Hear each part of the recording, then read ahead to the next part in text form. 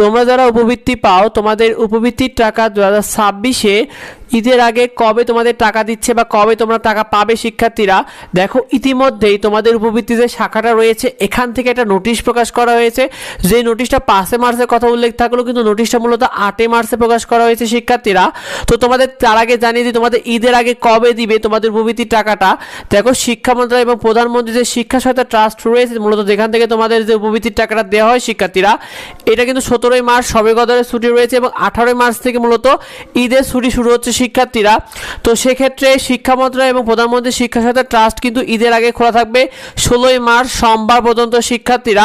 তো সেক্ষেত্রে তোমরা এখনও কিন্তু কেন উপবৃত্তির টাকাটা তোমাদের এখনও দেয়নি, তোমাদের মূলত উপবৃত্তি যে এইচএসপি বা এমআই যে সফটওয়্যার যেটার মাধ্যমে তোমরা মূলত উপবৃত্তির টাকাটা পাও সেটার কিন্তু আপডেটের কাজ চলছিল এবং আপডেটের কাজটা মূলত শেষ হয়েছে, কারণ তাদের যে সার্ভারটা ছিল এটাকে তারা বন্ধ করা হয়েছে এবং সার্ভার বন্ধ করার মানে কিন্তু তারা তাদের আপডেটটি সম্পূর্ণ করেছে শিক্ষার্থীরা এবং এটা শিক্ষা মন্ত্রণালয়ে জমা দেওয়া হবে শিক্ষার্থীরা। এই তাদের যে আপডেটগুলো করলো তোমাদের অ্যাকাউন্টগুলো শিক্ষার্থীরা।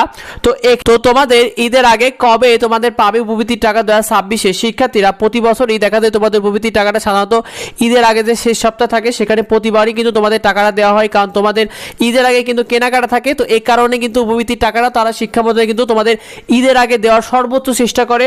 তো এবারও যদি তারা টাকাটা দিয়ে থাকে সেক্ষেত্রে তোমাদের চলতি সপ্তাহ থেকে টাকা দেওয়া শুরু হতে পারে, কারণ তোমরা জানো যে 16 মার্চের পর থেকে কিন্তু শিক্ষা মন্ত্রণালয়ের কার্যক্রম বন্ধ হয়ে যাবে, কারণ ইতিমধ্যে ঈদের ছুটি শুরু হয়ে যাবে। তো সেক্ষেত্রে চলতি সপ্তাহে তোমাদের টাকাটা দেওয়া শুরু হতে পারে, কারণ যেহেতু প্রতি বছরই তোমাদের ঈদের কেনাকাটার জন্য টাকাটা দেওয়া হয়ে থাকে শিক্ষার্থীরা।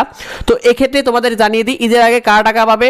বর্তমান পরিস্থিতি অনুযায়ী তোমাদের উপবৃত্তির টাকা, কারণ তোমাদের মূলত সার্ভারে আপডেটের কাজ চলছিল, সব কিছু মিলিয়ে ঈদের আগে আসলে সব শ্রেণীতে বা সব জেলায় টাকা পাওয়ার সম্ভাবনাটা অনেকটাই কম, কারণ তোমরা অনেকে ধাপে ধাপে টাকাটা পাবে, কারণ ইতিমধ্যে কিন্তু তারা সার্ভারে কাজ করেছে। বেশ কিছু আপডেটের কারণে আসলে সব জেলায় টাকা পাওয়ার সম্ভাবনা ঈদের আগে অনেকটা কম রয়েছে, তবে ধাপে ধাপে তোমরা সবাই ঈদের আগে বা পরে টাকাটা পেয়ে যাবে শিক্ষার্থীরা।